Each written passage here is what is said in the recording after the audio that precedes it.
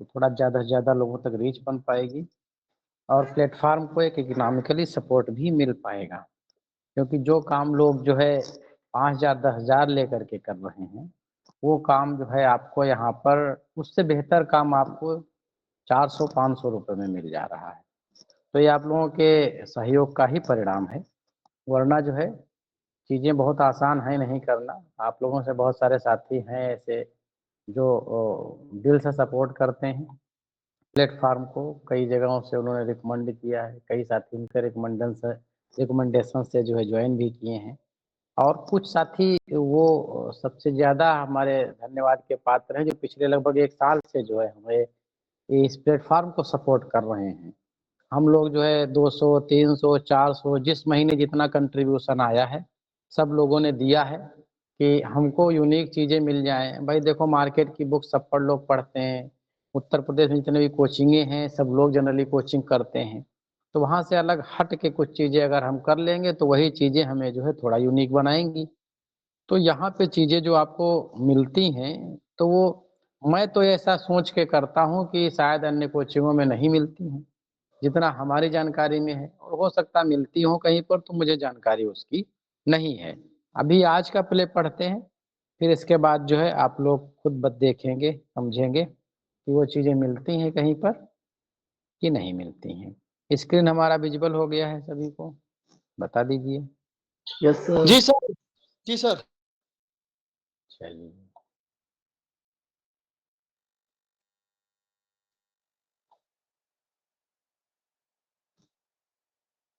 Play है आज का विलियम शेक्सपियर का एंटोनी एंड क्लियोपैट्रा।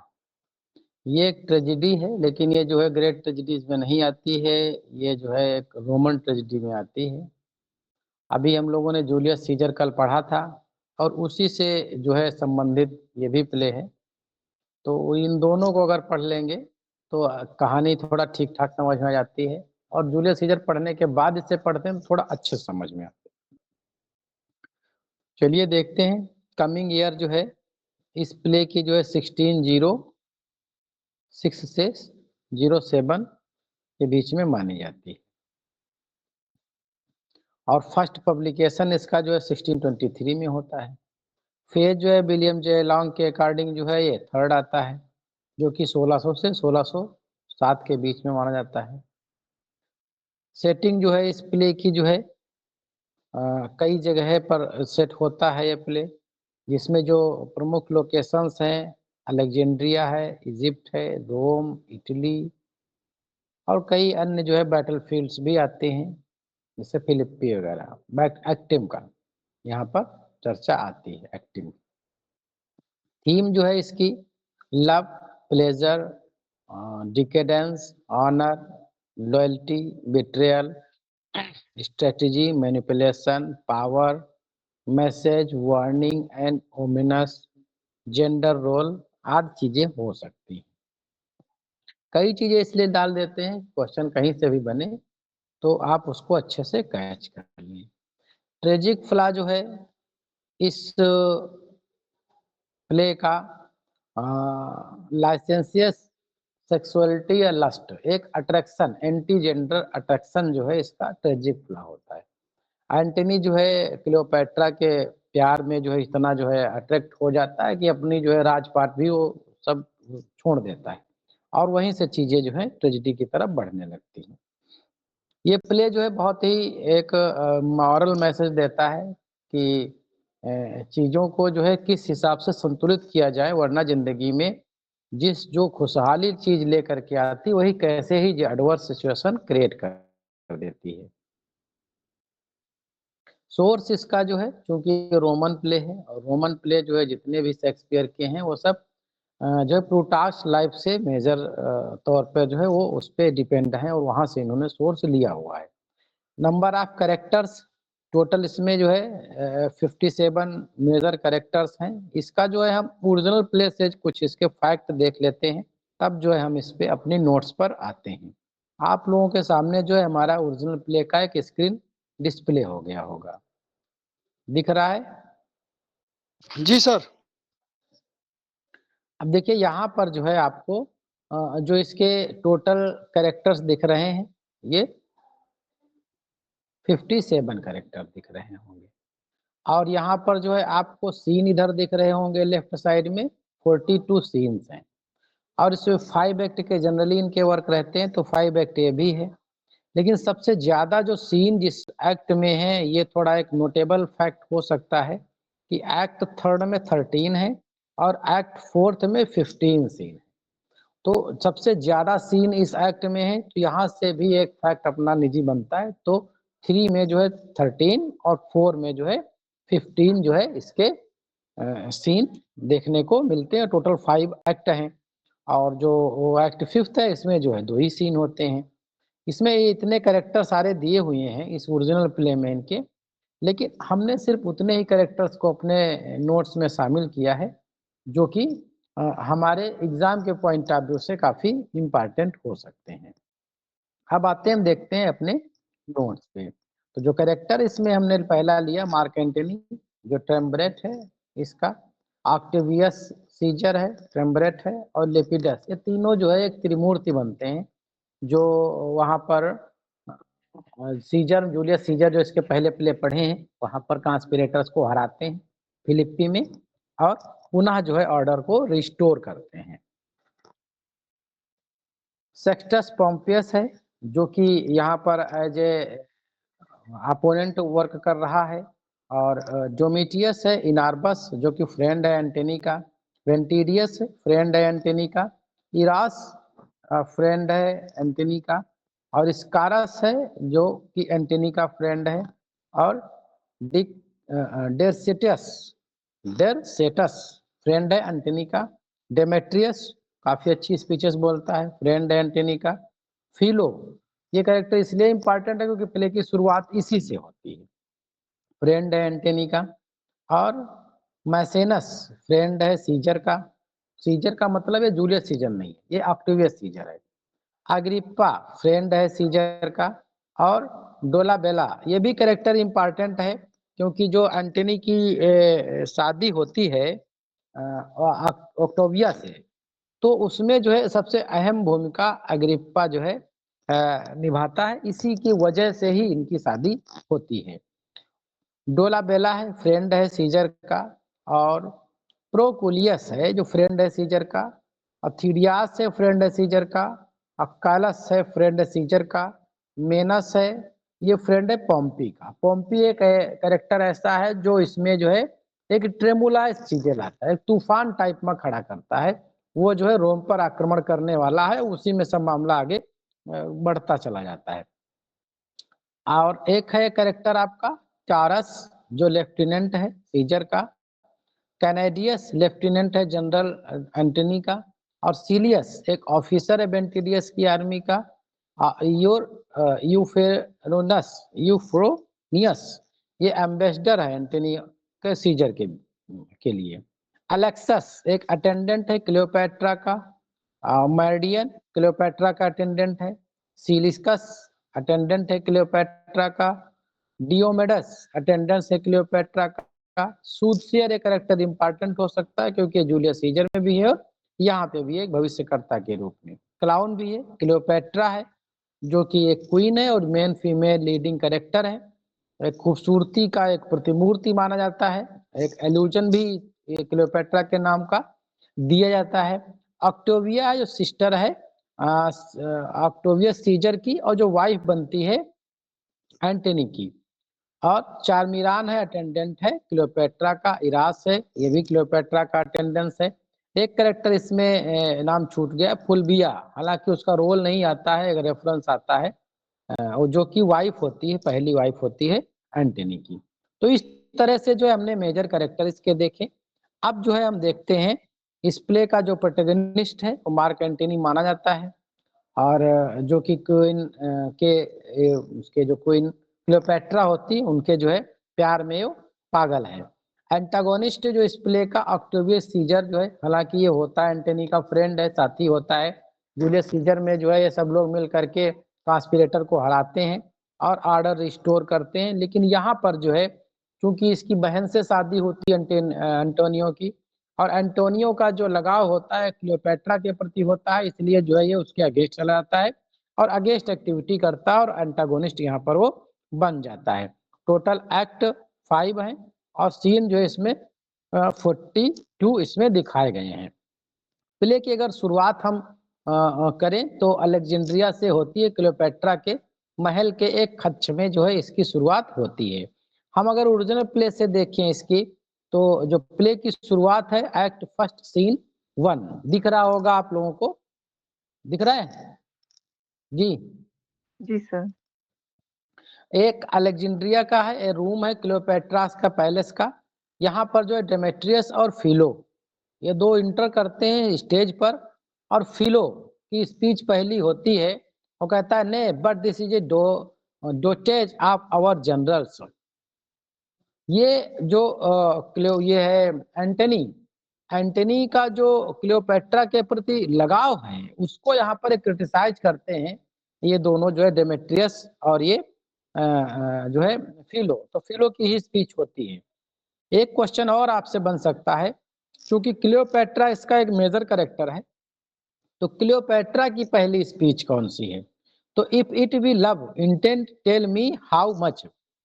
ये जो है क्लियोपेट्रा तब बोलती है जब इससे मिलती है सी एंटनी से, और एंटनी को पता चलता है कि वहां रोम में जो है विद्रोह कर दिया है फुलविया ने, और मामला काफी जो है एडवर्स होने वाला है, और तुम जो है चीजों को जा करके संभालो। और उस चीज को देख करके सुन करके ये कहती है क्लियोपेट्रा कि ये प्यार है क्या? यही प्यार है? तुम इस तरह से चीजों को सोच सकते हो कि छोड़ने की बात कर सकते हो मुझे? फिर एंटनी करता है देयर से beggary in the love that can be the right. Antony की पहली स्पीच होती है कि नहीं, ऐसा संभव नहीं है कि मैं तुम्हें छोड़ दूं। मैं दुनिया को छोड़ सकता हूँ लेकिन तुम्हें नहीं छोड़ सकता हूँ। तो ये दोनों की स्पीचेस जो है इंपॉर्टेंट हो सकती है, इनकी पहली स्पीचेस हैं। साथ ही में चलो हम इसकी लास्ट स्पीच भी देख लेते हैं, पूरी प्ले की जो है कि लास्ट स्पीच क्या है।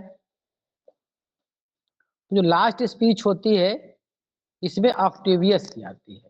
जूलियस सीजर में भी ऑक्टेवियस की लास्ट स्पीच है, और यहाँ पे भी जो है आपको लास्ट स्पीच ऑक्टेवियस सीजर की मिल रही है। यहाँ वहां पर जो है वो सेलिब्रेट करते हैं जब बैटल जीत जाते हैं कॉन्स्पिरेटर को हरा के। यहाँ पर एंटनी और क्लियोपेट्रा की डेथ हो चुकी होती है। वो जो है इनसे नाराज तो बहुत होता है, क्योंकि ऑक्टेवियस जो ऑक्टेविया इनकी बहन है उसके वजह से, क्योंकि बहनोई उसके बन जाते हैं। लेकिन बाद में जो है इनके प्यार को वो स्वीकार करता है कि वाकई में इन्होंने भले रोम के साथ गलत किया हो, दुनिया के लिए गलत किया हो, लेकिन इनका प्यार जो है ठीक ठाक आपस में संबंध थे इनके, तो इनको चलो ससम्मान जो है इनको दफनाते हैं, फ्यूनरल जो है करते हैं। तो वही बोलता है यहाँ पर most probable that so she die for her physician tell me. उसके फिजिशियन ने कहा कि ये दोनों जो है मर चुके हैं। लास्ट लाइन जो इसकी आती है इन सोलम सो द अटेम्प्ट, नीचे सबसे दूसरी लाइन है, बता दो, ये देखो, in solemn show the attend this funeral and then to Rome come Dolabella see high order in the great solemnity. इनको जो है थोड़ा सम्मान जो है काम इनके साथ में किया जाए। तो ये जो है ओरिजिनल प्ले से कुछ टेक्स्ट हैं जो यहाँ से चीजें हमें ध्यान रखने की जरूरत है। अब आते हैं हम अपने इनकी सिनॉप्सिस, जो प्ले है इसके सिनॉप्सिस क्या है। अलेक्जेंड्रिया क्लियोपेट्रा के महल का जो है पहला सीन ओपन होता है पहले एक्ट का। वहां पर जो है फिलो और डेमेट्रियस एंटनी के क्लियोपेट्रा के प्रति जो संबंध है, जो अंध प्रेम है, उसकी लेकर के आलोचना करते हैं।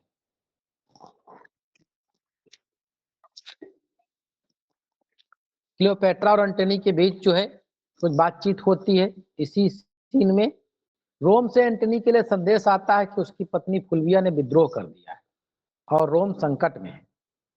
एंटनी रोम की समस्या की परवाह नहीं करता है और क्लियोपेट्रा के साथ मिंगल रहता है। प्रियांशी मैम वो लिंक शेयर कर दीजिए, वहां पब्लिक ग्रुप पे भी शेयर कर दीजिए। Okay sir. फेमस स्पीच जो है इसकी फिलो की, जो भी हमने ओरिजिनल टेक्स्ट से आपको बताया, the triple pillar of the world transform into the strumpet's fools. Antony की आलोचना करता है कि ये जो है एक तीसरा खंबा था, जो ट्रैम्बर थे उसका एक सबसे मजबूत ये पिलर था, अब वो बेवकूफ बना जा रहा है इस महिला के प्रेम में। एंटनी यहाँ पर बोलता है let Rome in the Tiber melt. अपने प्रेम को त्यागने की भावना उसके अंदर है नहीं। वो सोचता कि नहीं, ऐसा तो नहीं होगा कि हम प्यार तुमसे नहीं करते हैं और तुमको छोड़ के चले जाएंगे। ऊंची जो होता है वो होने दो। सीन 2 में जो क्लियोपेट्रा के महल का दूसरा कक्ष है, क्लियोपेट्रा की जो सेविकाएं हैं और वो जो है भविष्यकर्ता जो सूटसेयर है उससे अपने भविष्य के बारे में जानने का प्रयास करती हैं। एंटनी को अपनी पत्नी फुल्विया की मृत्यु का समाचार मिलता है। एक प्रमुख घटना जो है ये है कि एंटनी को जो है फुल्विया की मृत्यु का समाचार कब मिलता है, इन विच एक्ट। तो एक्ट फर्स्ट है और सीन ये 2 है। इसमें जो है उसकी पहली पत्नी की मृत्यु का समाचार मिलता है। एंटनी रोम लौटने का निर्णय लेता है क्योंकि अब फुल्विया मर चुकी है, रोम जो है संकट में है। फेमस स्पीच यहाँ पर एंटनी बोलता है, these strong Egyptian fetters I must break or lose myself in dotage. Cleopatra के मोह से जो है वो चाहता है कि हम वहां जाएं, अपना रोम देखें, लेकिन उसका आकर्षण इतना ज्यादा है कि उससे जो है वो निकल नहीं पाता है। देखो आप लोगों ने जो है रोमियो जूलियट को भी सुना होगा, पढ़ा होगा, श्री फरहाद को भी सुना और पढ़ा होगा, और एक एंटनी और क्लियोपेट्रा है। प्यार रोमियो जूलियट ने भी किया था, प्यार जो है श्री फरहाद ने भी किया था, और प्यार इन्होंने भी किया, एंटनी और क्लियोपेट्रा ने। वो लोग प्यार करके एक नाम दे गए, एक मिसाल दे गए, और ये प्यार करके बदनाम हो गए। आज जो है क्लियोपेट्रा इतनी सुंदर थी, आज भी माना जाता है कि जो है जहां पर कोई ऐसे कनिंग वुमेन दिख जाती है या कनिंग कहीं महिला कोई दिख जाती है सुंदर, तो उसे क्लियोपेट्रा का एक एग्जाम्पल दे दिया जाता है। मतलब एक निगेटिव रूप में क्लियोपेट्रा को लिया जाता है, जबकि जो है उनका प्यार आपस में जो है बड़ा ही सच्चा था। लेकिन आप ये प्ले देखेंगे पूरा, तो उसमें जो है कहीं ना कहीं क्लियोपेट्रा का कनिंगनेस आपको देखने को मिलेगा, और एंटनी की जो है वही वशीभूत हो जा रहा आकर्षण के लिए ये देखने को मिलेगी। यहीं से निकल के इसकी थीम आ जाती है एक लव एंड लस्ट। एक तरफ जो है लव है और दूसरी तरफ इसमें लस्ट भी दिखता है, क्योंकि एक अगर अपना पूरा राजपाट छोड़ करके एक महिला के पीछे दीवाना है, इसका मतलब वो उसके अंदर विवेक कुछ है नहीं है, विवेक कुछ ऐसा बचा नहीं है। इतना जो है क्लियोपेट्रा ने उसे अपने प्यार में दीवाना कर दिया है। और सीन 3 में जो है क्लियोपेट्रा के महल का ही एक कक्ष होता है। यहाँ पर एंटनी जा चुका है और क्लियोपेट्रा बैठी उससे जो है नाराज है कि वो जो है लौट करके कब आएगा, और उससे बातचीत, अभी गया नहीं है, उससे बातचीत होती, दोनों के बीच में तकरार भी होती, लेकिन एंटनी लास्ट में समझाता है कि हे प्रिय, तुम चिंता न करो, हम जा रहे हैं, पहली वाली खत्म हुई है, तुम तो है ही हो, हम आएंगे लौट के तुम्हारे पास, अब तो कोई बचा भी नहीं। और वो चला जाता समझा बुझा करके। फेमस स्पीच इसमें क्लियोपेट्रा की रहती है, eternity was in our lips and eyes. उनके प्रेम की गहराई व्यक्त करते हुए आपस में कुछ वो बातचीत करते हैं। एंटनी बोल लेता है, the strong necessity of time commands our service whiles. अब ये समय की नीड है कि हमें जो है अपने देश की सेवा करनी चाहिए, देश भी हमारा खतरे में और हमारी जो है पत्नी भी की डेथ भी हो चुकी, इसलिए जाना हमारा मजबूरी है हमारी। और सीन जब 4 पहुंचता है, रोम का होता है, ये ऑक्टेवियस सीजर के घर का है। यहाँ पर ऑक्टेवियस सीजर एंटनी की इस तरह की जो बदतमीजी वाली बातें होती हैं कि तुम अय्याशी करते हो, क्लियोपेट्रा के साथ घूमते रहते हो वहां पर, उसकी जो है बड़ा आलोचना करता है ऑक्टेवियस, क्योंकि इनका जो है एक शक्तिशाली दोस्त ये होता है। सीजर और लेपिडस रोम की राजनीतिक स्थिति पर चर्चा करते हैं। पोम्पी के बढ़ते प्रभाव निपटने के लिए एंटनी की मदद की वहां पर जरूरत पर जोर दिया जाता है, क्योंकि एंटनी एक पड़ोसी स्टेट का एक जो है किंग होता है, ड्यूक होता है, वो जो है रोम पर हमला करना चाह रहा है, उससे खतरे से रोम को कैसे बचाया जाए, ये सारे ट्रेम्बरेट वहां पर विचार करते हैं। यहाँ पर सीजर बोलता है, let his shames quickly drive him to Rome. Antony की जो गतिविधियां होती हैं उन पर जो ऑक्टेवियस सीजर का कटाक्ष होता है, इस लाइन में साफ निकल करके आता है कि शर्म आनी चाहिए एंटनी तुमको, कि तुमने बड़े रोम को, ये रोम वही है जिससे जो है हमने जो कॉन्स्पिरेटरों से बचाया था, और उस रोम को छोड़ करके तुम जो है एक सुंदर महिला के चक्कर में पड़े हो, पूरे देशवासियों के नागरिकों की कोई तुमको चिंता ही नहीं है। जो सीन 5 है, फिर से क्लियोपेट्रा के जो है महल में सीन वापस हो जाता है। क्लियोपेट्रा के चले जाने का दुख मना रही है यहाँ पर एंटनी के चले जाने का क्लियोपेट्रा, और वो अपने जो है सेविकाओं से कहती है कि मुझे जो है मांड्रागोरा पीना चाहती। ये एक वर्ड ध्यान रखिएगा, एक एल्यूजन है, हालांकि ये जो है जनरली एल्यूजन यूज नहीं करते हैं, मिल्टन एल्यूजन के लिए ज्यादा फेमस है, लेकिन इनके कई प्ले ऐसे हैं जहां पर इनके एल्यूजन मिलेंगे और पुराने एल्यूजन मिल जाते हैं, उस समय के प्रचलित एल्यूजन भी देखने को मिलते हैं। तो मांड्रागोरा एक जो है एक पेय पदार्थ होता है, जो एक कह सकते हैं कि लाइक ए लिक्कर, एक शराब के जैसा, से कॉकटेल पार्टी लोग करते हैं, पिक्चरों में देखे होंगे, तो कॉकटेल टाइप में ही होता है ये, लेकिन ये जो है हर्ब से बनाया जाता है, वहाँ उस समय प्रचलित था। और उस समय माना था कि जो वहाँ की जो होती थी जो वेश्याएं होती थी या जो विचेस होती थी, उनका जो है पसंदीदा जो है पेय पदार्थ हुआ करता था। तो ये भी चूंकि नशीला काफी होता था, उससे चिंता जो है दूर हो जाती है, लोग आज भी जो है टेंशन में पीते हैं, खूब सुट्टा मारते हैं, वही ये भी करना चाहती है। दर्द है, दिल टूटा हुआ है, जिगर में आग लगी हुई है, तो कहते हैं लिलाओ, ठंडा पिलाओ हमको। तो अपने साथियों से कहती है कि मांड्रागोरा हमको पिलाओ। तो आपसे पूछा सकता है कि मांड्रागोरा जो है क्या ये? तो एक पेय पदार्थ है जो नशीला होता है। क्लियोपेट्रा कहती give me the drink mandragora that I might sleep out this great gap of the time any Antony is this way। तो जो चाहती है कि हम भी थोड़ा सुकून महसूस करें। अगला जो है पोम्पी का है। पोम्पी कौन है? एक वहां का विरोधी स्टेट वाला है। पोम्पी उसके साथी जो है मेनक्रेटस एंड मेनास रोम के खिलाफ अपनी योजनाएं बनाते हैं। पोम्पी जो है उस समय जो है एंटनी की खूब जो है मजाक उड़ाता है, और जो क्लियोपेट्रा है उसको भी जो है कहता है कि ये कैसी है महिला, और शायद जो है महिला की वजह से ही हम कुछ जो है मजबूत हो सकेंगे। ये जो एंटनी को डिस्ट्रैक्ट करेगी, इसकी वजह से जो है वहाँ ऑक्टेवियस इसमें विरोध होगा और उसका हम फायदा उठाएंगे।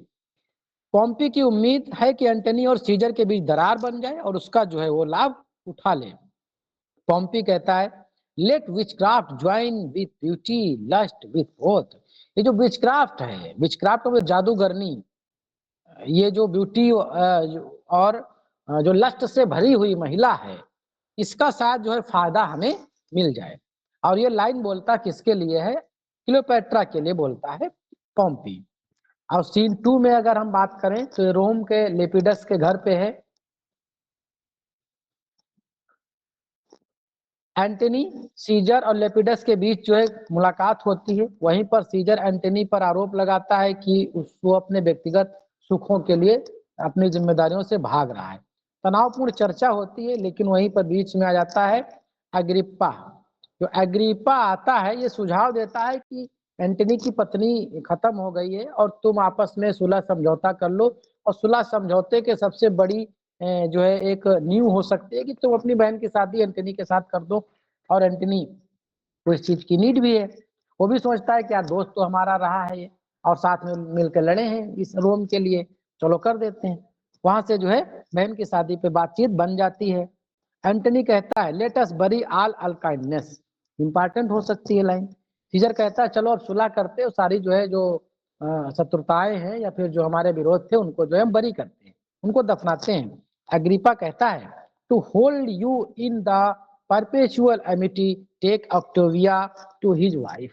अगर ये चीजें तुम करना चाहते हो तो तुम जो है अपनी जो ऑक्टेविया है उसको अपनी वाइफ के रूप में स्वीकार कर लो। सीन 3 रोम ऑक्टेवियस सीजर का घर है। एंटनी ऑक्टेवियस की अपनी भावनाएं व्यक्त करता है। एंटनी ज्योतिषी सूरसेर का सामना करते हैं, चेतावनी देता है उससे जो है तुम सीजर से दूर रहना, एंटनी को बताता है। आ जाता है thy demand is noble courageous high unmatchables but near him by angels become a fear. तुम उससे दूर ही रहो, एंटनी तुम्हारे लिए ठीक नहीं होगा। और जो सीन 4 होता है रोम की गली में होता है। मेनकस एग्रिप्पा लेपिडस से निपटने की तैयारी करते हैं। सीन 5 भी वह अलेक्जेंड्रिया फिर से पहुंच जाता है क्लियोपेट्रा के महल में। क्लियोपेट्रा को एंटनी और ऑक्टेविया की शादी की खबर मिलती है। वह गुस्से और दुख के बीच संघर्ष कर रही होती है और मैसेंजर पर अपना गुस्सा निकालने लगती है। फेमस स्पीच बोलती है उस समय Cleopatra the most affections pestilence upon the शादी की खबर, कहता है क्या है, हमसे ज्यादा सुंदर ऑक्टेवियस है क्या जो उसके चक्कर में पड़ गया। एंटनी जो है, मिसेनस के पास का एक सीन ओपन होता है 6 इसी का एक्ट का। पोम्पियो रोम के नेता एंटनी सीजर और लेपिडस के समझौते के लिए मिलते हैं। पोम्पी शांति के लिए सहमत हो जाता है, समुद्री लुटेरों को हराने की शर्त पर। सिसिली और सार्डिना जो दोनों साथ में एक कंबाइनेशन बना लेते हैं।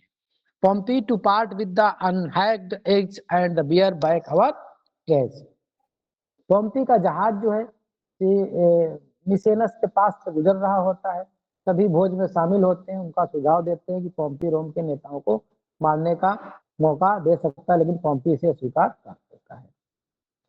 परीक्षा की दृष्टि से कुछ महत्वपूर्ण है इसमें जो है, और इसका पोम्पी की मेनस की पोम्पी से स्पीच भी है। These 3 words share these competitors are in thy vessels. देखो, पोम्पी की महत्वाकांक्षा रोम के विद्रोह के लिए होती है। एंटनी और सीजर के बीच में सुलह होता है, ऑक्टेविया से इसका विवाह इसी एक्ट में होता है। सूतशेर की चेतावनी रहती है एंटनी को लेकर के कि तुम ऑक्टेवियस से दूर रहना।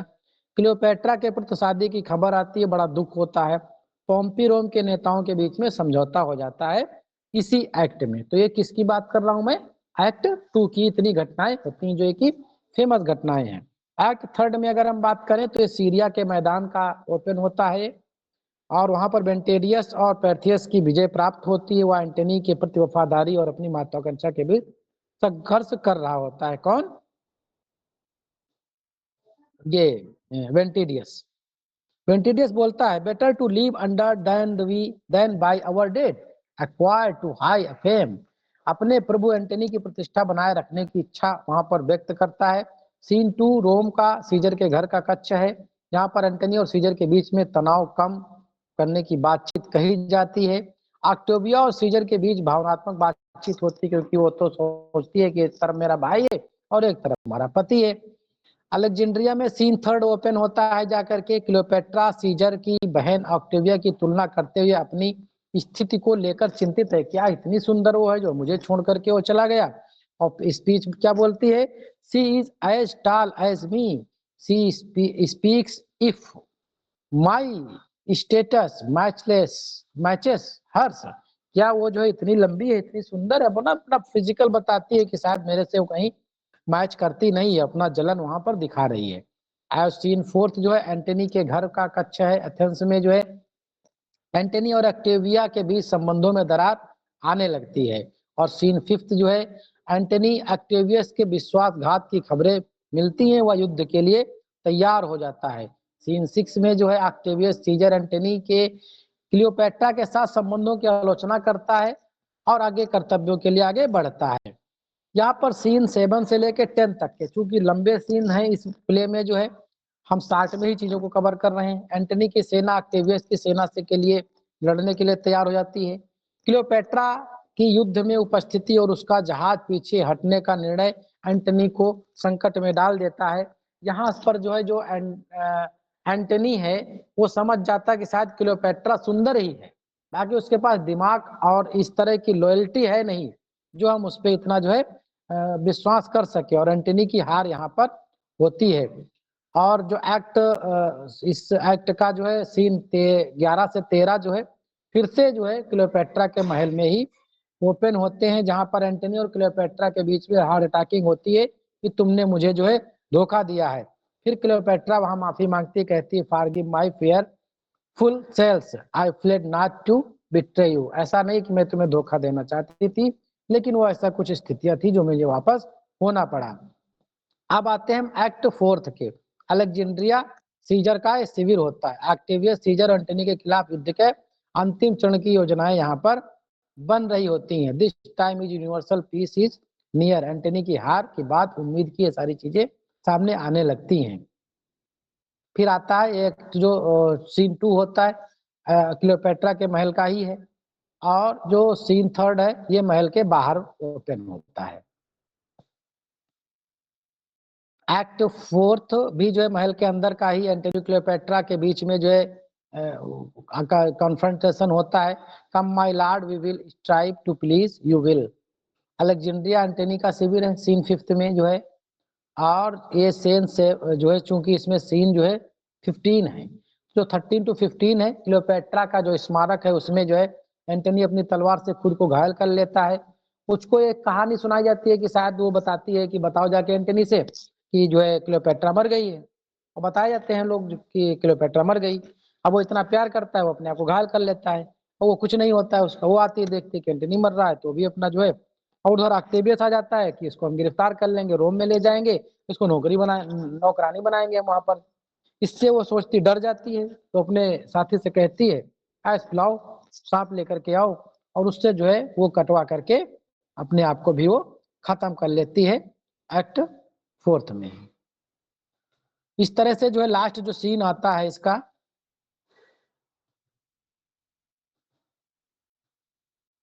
ये मेजर घटनाएं है। सीजर का क्लियोपेट्रा को पकड़ने के लिए रोम ले जाने का इरादा बनाता है।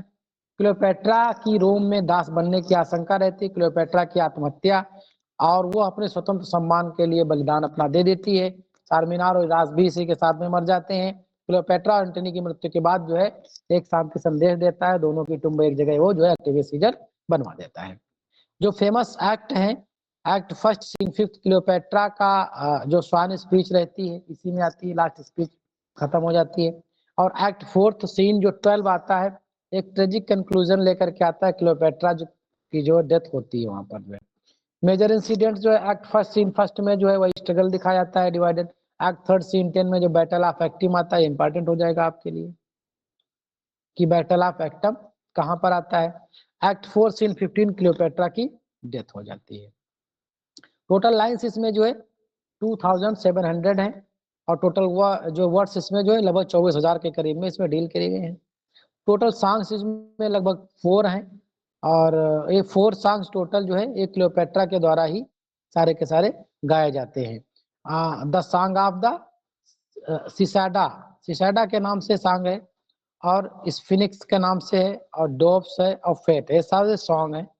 फर्स्ट में आता है, 2 में आता है, 4 में, 5 में। टोटल जो इसमें 9 डेथ है। एक्ट 4 के सीन 15 में आती है एक डेथ एंटनी की, और एक्ट 5 के सीन 2 में क्लियोपेट्रा है। इनार्बस एक्ट 4 के सीन 6 में है, सुसाइड कर लेता है।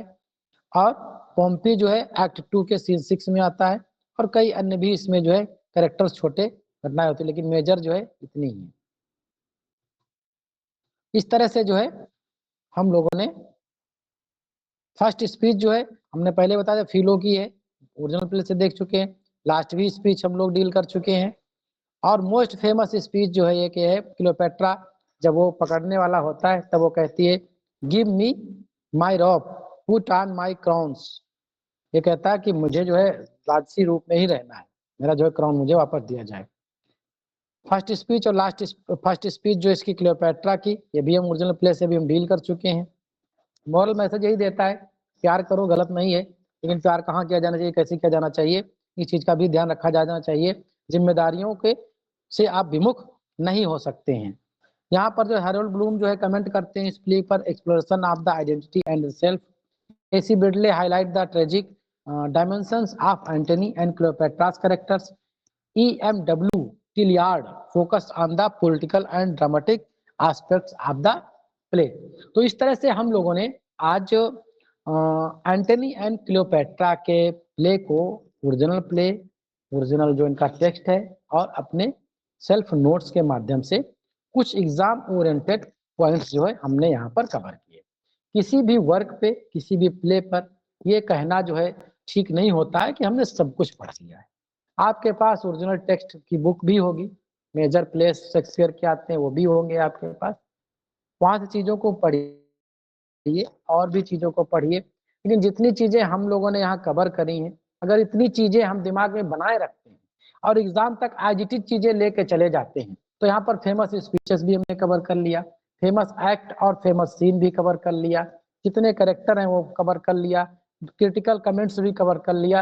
लगभग चीजें जो ट्रेंड बन रहा है क्वेश्चन का, टीजीटी का, वो सारे के सारे फैक्ट हमने यहाँ पर कवर कर लिए। इतनी चीजें अगर दिमाग में हमारे बनी रहती हैं, और जिस भी कोचिंग से आप जुड़े हैं वहां कुछ पहले पढ़ ही चुके होंगे, 2022 के बाद अब तक के कोई मार्केट की बुक आप पढ़ ही रहे होंगे, तो 3 चीजें, हमारा नोट्स जो आप कोचिंग में पढ़े हैं वो, लेवल आपका और कोई मार्केट की एक बुक का, तो 2-3 चीजों को मिला लेते हैं तो आप खुद ये जज करने में सक्षम हैं कि क्या इतना हम लेवल अगर बना लेंगे तो सिलेक्शन हमारा हो जाएगा कि नहीं हो जाएगा। क्योंकि अब आप सभी लोग स्कॉलर हैं, 2 साल से लगातार लगभग पढ़ रहे हैं, अब सबके स्कॉलरशिप का लेवल जो है आ गया है, टीचर सभी लोग। ये कोई कोचिंग वाला कह ले कि इतना पढ़ लो भैया तुम्हारा सिलेक्शन हो जाएगा, या इतने बिल्कुल ना पढ़ना, वो शायद आपके लिए अब वो लेवल रहा नहीं। अब आप चीजों को कंट्राडिक्टरी या आर्गुमेंटल व्यूज अपने दे सकते हैं, क्या ये हमारे लायक हैं कि नहीं है। तो आज का हमारा प्ले यहीं तक के रहेगा, और लिटरेरी टर्म जो है आपका कल मिलेगा। कल जो है हम प्ले नहीं करेंगे, कोई लिटरेरी टर्म पढ़ाएंगी प्रियांशी मैडम, और हिस्ट्री भी संभव अगर हो सकेगा, टाइम मिलेगा तो चलेगा, क्योंकि एक दिन जो है लिटरेरी टर्म और हिस्ट्री पढ़े हम लोग, और बाकी जो है हम सारे प्ले पे पढ़ें, ताकि सब पे एक समय से चीजें की जा सके। जी, हमारे